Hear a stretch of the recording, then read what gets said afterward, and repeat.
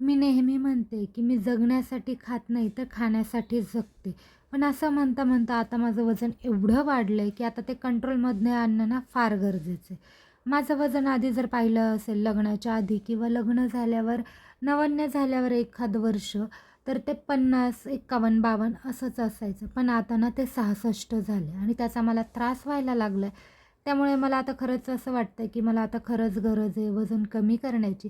लोकं म्हणतात त्याकडे मी कधी याआधीही लक्ष दिलं नाहीये. मला नाही फरक पडत. जोपर्यंत मला स्वतःला एखादी गोष्ट वाटत नाही ना, तोपर्यंत ती मी बदलू शकत नाही किंवा चेंज करू शकत नाही. तसंच माझं आत्ता झालंय. मला कितीही कोणी म्हटलं ना, इतके दिवस एवढं मी सिरियसली घेत नव्हते. पण आता मला जे काही त्रास होत आहेत, गेल्या 8-10 दिवसापासून जे मी हॉस्पिटल करते किंवा मला ज्या गोष्टींची भीती वाटते, ते खरंच होऊ नये यासाठी मला हे करणं फार गरजेचं आहे. म्हणूनच म्हटलं चला आजपासून याला सुरुवात करूयात. आता हे मीच करते तरी म्हटलं 1-1.5 महिना हे मी कंटिन्यू करून पाहणार आहे. जर मला यातून फरक पडला तर तुमच्यासोबत सगळ्याच गोष्टी शेअर करेल. पण सुरुवात तर कुठून तरी करायलाच हवी म्हणून मग आजपासून.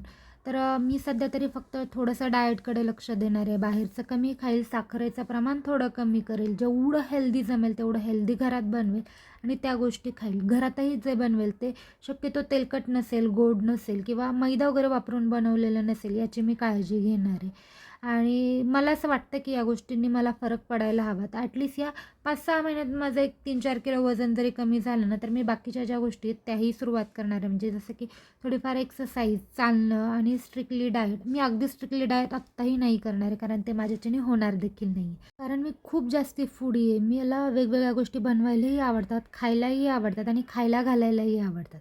पण आता थोडंसं या सगळ्या गोष्टींवर कंट्रोल करायचं आणि स्वतःकडे जरा जास्तीच लक्ष द्यायचं